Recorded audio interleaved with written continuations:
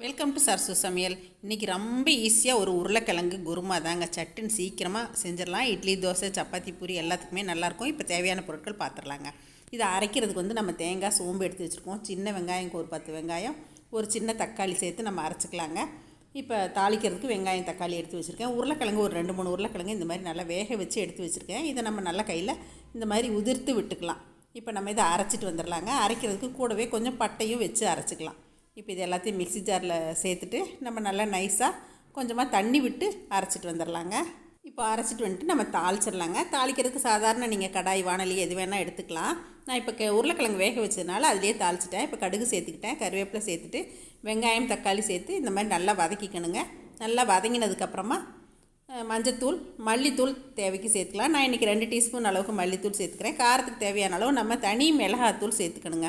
தனி மிளகாத்தூள் சேர்த்து 1 நிமிஷம் வதங்கினா போதும். நம்ம இந்த அரைச்ச விழுதை இதில் சேர்த்துடலாம். சேர்த்துட்டு ஒரு நிமிஷம் நல்லா சுருளை வதக்கிடுங்க. அதுக்கப்புறம் திருப்பி நம்ம கருவேப்பிலையும் கொஞ்சம் சேர்த்துக்கலாம். இஞ்சி பூண்டு பேஸ்ட்டு நான் தாளிக்கும் போது போட மறந்துட்டேன், இல்லைன்னா வெங்காயம் தக்காளியிலேயே சேர்த்துடலாம்.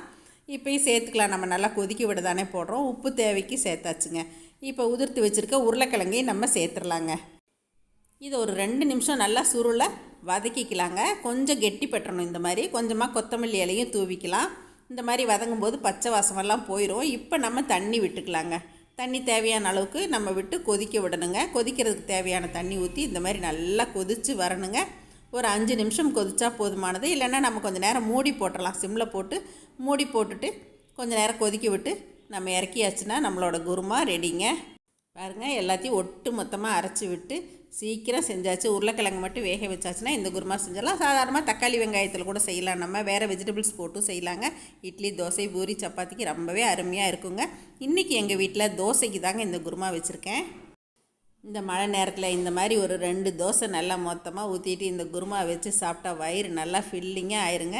எங்கள் வீட்டில் இன்றைக்கி கல் தோசையும் உருளைக்கிழங்கு குருமாவும் தான் இன்றைக்கி மார்னிங் பிரேக்ஃபாஸ்ட்டுங்க. இந்த குருமா மீதம் இருந்துச்சுன்னா நம்ம ஃப்ரிட்ஜில் வச்சுட்டு நைட் எடுத்து சூடு பண்ணிவிட்டு சப்பாத்தி, கோதுமை தோசை எதுக்கு வேணால் நம்ம தொட்டுக்கலாங்க. இட்லிக்கும் அருமையாக இருக்கும். கண்டிப்பாக நீங்களும் இதை பார்த்து ட்ரை பண்ணி பாருங்கள்.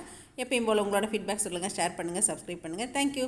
சரசு சமையல் பாருங்கள், சமையல் நல்லா பண்ணுங்கள். சரசு ஃபுட் ப்ராடக்ட்ஸ் பொடி வகைகள் தேவைப்படுறவங்க இங்கே கொடுத்துருக்க வாட்ஸ்அப் நம்பரில் காலை 10 மணி முதல் இரவு 7 மணி வரைக்கும் எங்களை காண்டாக்ட் பண்ணலாங்க. உடனுக்குடன் அனுப்பி வைப்போம். தேங்க்யூ.